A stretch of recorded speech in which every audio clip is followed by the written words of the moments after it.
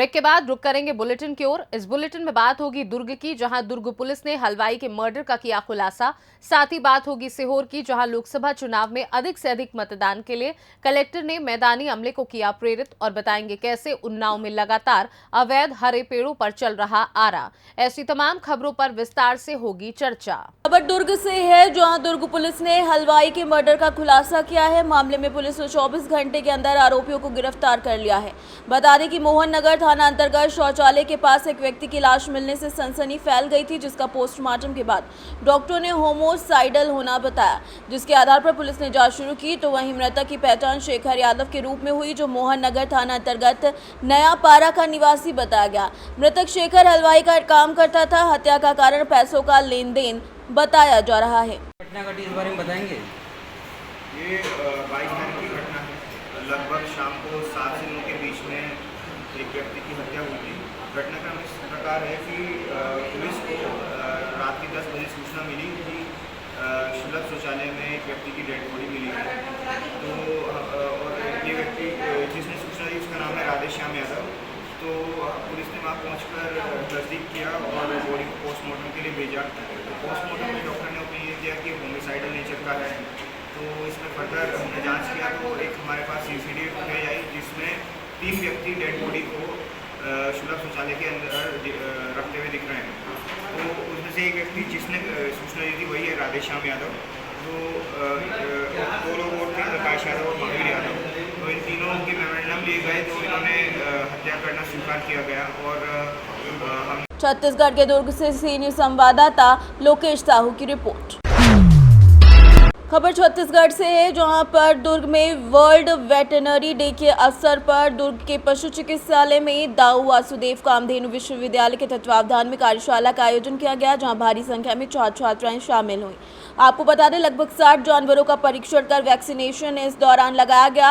इस noble profession को लेकर कुलपति और आरआरबी सिंह ने कहा कि हम इस नोबल प्रोफेशन से जुड़े हुए हैं और सेलियल हेल्थ वर्कर्स की टीम पर हम काम कर रहे हैं। हम जानवरों के हेल्थ के साथ जुड़े हैं, वहीं दूसरी ओर हम आम आदमी के हेल्थ से भी जुड़े हुए हैं। आज वर्ल्ड वेटनरी डे 27 अप्रैल को मनाया जाता है हर वर्ष, और पिछले 23-24 सालों से ये मनाया जाता रहा है विश्व भर में। और इसे मनाने का मुख्य कारण यह है कि हम एक तो अपने प्रोफेशन को सेलिब्रेट करते हैं कि हम एक बड़े नोबल प्रोफेशन से जुड़े हुए हैं, और दूसरा हम आम जनता को यह बताने का प्रयास करते हैं इसके माध्यम से कि यह कितना महत्वपूर्ण है। इस वर्ष का खासकर विषय रहा है कि वेटनेरियंस आर एसेंशियल हेल्थ वर्कर्स। और ये एसेंशियल हेल्थ वर्कर्स का मतलब यही होता है कि हम सिर्फ जानवर के हेल्थ से नहीं जुड़े हुए हैं, बल्कि हम आम आदमी की हेल्थ से भी जुड़े हुए हैं। क्योंकि जैसा अभी आपने सुना होगा हम लोगों के संबोधन में कि करीब 70% करीब जो रोग हैं लोगों में ऐसे पशु के माध्यम से भी आती हैं। तो उनके हेल्थ की रक्षा करना, उनके स्वास्थ्य को सुनिश्चित करना, यह आपके और हमारे स्वास्थ्य को सुनिश्चित करता है। अभी हाल में एक बीमारी है, तो ये तो देखिए मतलब वही नहीं है, वो तो पोल्ट्री में भी आता है। ऐसे कई डिजीज हैं जो बीच बीच में इवॉल्व होते रहते हैं, फिर उसके वैक्सीन को डेवलप करने का प्रयास किया जाता रहता है और इसका यूज किया जाता रहता है। लेकिन ये आम जनता को बताने का प्रयास होता है कि क्यों आप किन किन चीज़ों की सावधानी लें और क्यों इस प्रोफेशन को इम्पोर्टेंट समझें, क्योंकि ये सिर्फ जानवरों की नहीं, आपके स्वास्थ्य की भी रक्षा करता है। किस प्रकार का रखाव के लिए जैसे अभी देखिए यहाँ पे हम बहुत सारे ऐसे डिजीज़ हैं, FMD से लेकर के ऐसे बहुत सारे डिजीज़ हैं जो स्मॉल एनिमल्स के लिए अलग होते हैं, गोट्स के लिए अलग होते हैं, बड़े एनिमल्स के लिए अलग होते हैं। तो इसका एक वैक्सीनेशन शेड्यूल होता है, जैसे आदमी में होता है ना, जन्म के पश्चात ही शुरू हो जाता है। उसी तरह हमारे एनिमल्स के लिए भी वैक्सीनेशन शेड्यूल होता है। तो हम सभी लोगों को यह बताने का प्रयास करते हैं कि आप पशुओं को समय पर वैक्सीनेशन करवाएं। आयोजन किया गया है, फ्री वैक्सीनेशन कैंप का आयोजन किया गया है। ये फ्री वैक्सीनेशन इसलिए आयोजन किया गया है कि लोग आएंगे तो अब मान लिया 70, 50 या 60 केस आएंगे तो वो 60 और लोगों से मिलेंगे, तो उन लोगों को बताएंगे जाकर कि ऐसे ये इम्पोर्टेंट है। यही मैसेज है कि समाज वेटनरी प्रोफेशन को एक नोबल प्रोफेशन के रूप में पहचाने, और खासकर हम विद्यार्थियों के जो 10वीं 12वीं के विद्यार्थी हैं उन लोगों को प्रोत्साहित करना चाहेंगे आपके माध्यम से कि वो इस प्रोफेशन बायोलॉजिकल साइंस जो पढ़ते हैं खासकर, कि वो इस प्रोफेशन को बड़े नोबल प्रोफेशन के रूप में पहचाने और इसमें आने का प्रयास करें, क्योंकि इसमें बहुत अपॉर्चुनिटीज़ है। और ये बहुत नोबल प्रयास। तो देखिए हमारे पास पोल्ट्री, डेयरी और गोटरी ये सब के लिए कार्यक्रम चलते रहते हैं, ट्रेनिंग के कार्यक्रम चलते रहते हैं, एंटरप्रेन्योर्स को सपोर्ट करने के कार्यक्रम चलते रहते हैं समय समय पर, और ये इसके विज्ञापनों के माध्यम से लोगों को सूचित करते हैं, और वो चलते रहेंगे आगे भी।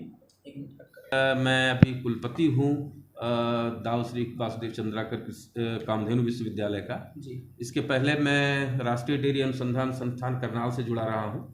मेरी सारी प्रोफेशनल लाइफ वहीं की रही है जो हरियाणा में स्थित है, और वहीं मैं साइंटिफिक वैज्ञानिक था। उसके बाद मैं डीन भी वहाँ रहा, फिर वहाँ का निदेशक भी रहा, और उसके बाद पश्चात में यहाँ आया। मतलब जो डेयरी प्रोजेक्ट वहाँ भी देसी नस्ल की बहुत सारी गायें हैं, 400 की 450 के आसपास साहिवाल गायें हैं वहाँ पे, मुर्रा भैंस हैं वहाँ 400-450, तो वो करीब 2000 वहाँ पे हमारे पास एनिमल थे जब हम लोग उनसे जुड़ा हुआ था। तो यहाँ से शुरुआत है ऑलरेडी। यहाँ तो काफ़ी पुराना महाविद्यालय है ये, और आपका यहाँ करीब 200 साहिवाल एनिमल हमारे पास भी हैं, और बड़े उच्च कोटि के हैं।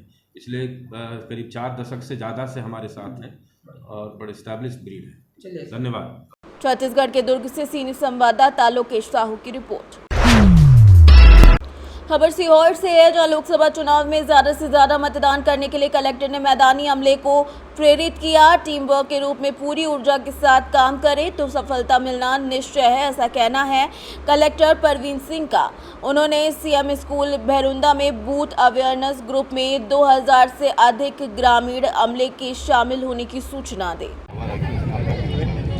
देखिए 7 मई को लोकसभा चुनाव के लिए सीहोर, इच्छावर और बुधनी विधानसभा में वोटिंग होना है, और जो अभी प्रथम और द्वितीय चरण में जो ट्रेंड देखने को आ रहा है, मतदान प्रतिशत में गिरावट सब जगह हम लोग देख रहे हैं। तो जो हमारा बूथ अवेयरनेस का ग्रुप रहता है, जिसमें सारा हमारा मैदानी अमले रहता है, सचिव, जीआईएस, आंगनबाड़ी कार्यकर्ता, पटवारी, कोटवार, आशा कार्यकर्ता है, शहरों के वार्ड प्रभारी, और जो भी हमारा मैदानी अमला है कृषि विभाग का, सबको मिला के एक टीम बनाने का प्रयास किया है कि आप लोग जो है अगले 10 दिन जो हमारा मतदाता पर्ची बांटने का जो समय है, उसमें मतदाता पर्ची बांटने के साथ साथ में प्रत्येक घर में जाके एक शपथ हम लोगों ने छपवाई है।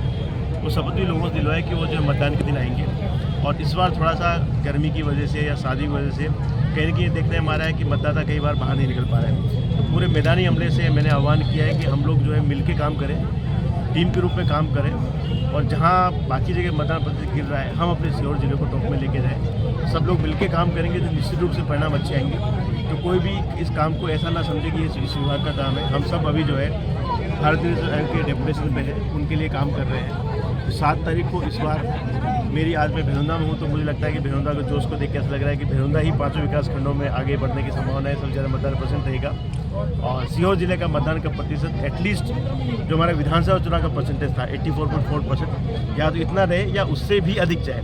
तो 100% मतदान की हमारी कोशिश है, लेकिन टारगेट ये है कि 85% से हम ऊपर जाए ही जाए। और सारे मतदाताओं से भी मेरी अपील रहेगी, सभी लोग जो है चुनाव के दिन जरूर अपने घरों से बाहर निकलें। आप उस दिन के दिन को छुट्टी का दिन ना माने, और ऐसी कोई गर्मी की अब दिक्कत नहीं है। आप लोग देख रहे हैं आज मौसम ठीक है, और सभी मतदान केंद्रों के बाहर हम लोगों ने लगभग 50 से 100 कुर्सियाँ, कम से कम 200 लोग खड़े हो पाए उतने टेंट, और कम से कम 5 से 10 पानी के शीतल पानी के मटके और पेयजल की व्यवस्था के निर्देश दिए हैं।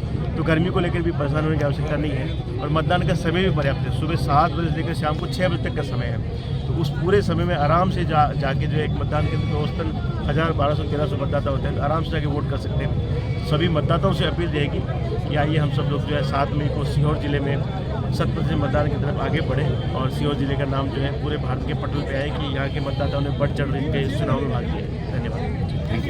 कई क्षेत्र में शहरी हो, कोई नौकरी कर रहा है बाहर, तो उनको लाने की कोई व्यवस्था, क्योंकि 100% के लिए तो उनको भी लाना पड़ेगा। 2-4% बाहर देखिए जितने भी लोग हैं उन सभी का प्राथमिक दायित्व बनता है कि चुनाव के दिन जो है एक दिन के लिए अपने मूल गांव में या जहां पर भी उनके मतदान सूची नाम है वहां पर आए, और वहां पर आके अपना मत का उपयोग करें।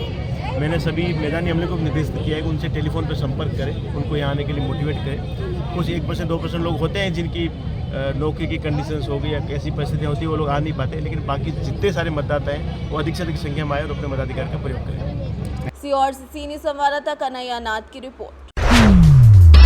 खबर उन्नाव से जो लगातार अवैध हरे पेड़ों पर आरा चल रहा है। हरे प्रतिबंधित पेड़ों को काट पर्यावरण को दूषित किया जा रहा है। लकड़ी ठेकेदार अवैध पेड़ों पर आरा चला रहे हैं। लकड़ी ठेकेदारों को प्रशासन का कोई भय तक नहीं है। हरे, नीम और महुआ के पेड़ों पर आरा चलाया जा रहा है। बता दें कि कार्रवाई के डर से महुआ के पेड़ के पत्ते तक ठेकेदार ने गायब करवा दिए। बेटा मुजावर थाना क्षेत्र के सबली खेड़ा का मामला बताया जा रहा है। उन्नाव से सीनियर संवाददाता सुशील की रिपोर्ट। खबर उन्नाव से जो राष्ट्रीय आय और योग्यता आधारित छात्रवृत्ति परीक्षा में उन्नाव जनपद के विकासखंड मियागंज के 17 छात्रों ने चयनित होकर अपने माता पिता, विद्यालय और विकासखंड का नाम रोशन किया। इसके लिए खंड शिक्षा अधिकारी मनीन्द्र कुमार द्वारा भी अपने क्षेत्र के शिक्षकों को समय समय पर सही दिशा निर्देश देकर इस मुकाम को हासिल करने में सहयोग किया गया, जिसकी बदौलत ब्लॉक मियागंज में 17 छात्रों ने बाजी मारकर अपना और अपने क्षेत्र का नाम रोशन किया है। उन्नाव से सीनियर संवाददाता सुशील यादव की रिपोर्ट। फिलहाल के लिए बुलेटिन में बस इतना ही। वक्त है एक छोटे से ब्रेक का। ब्रेक के उस पार खबरों का सिलसिला लगातार जारी है। आप देखते रहिए सी न्यूज़ भारत।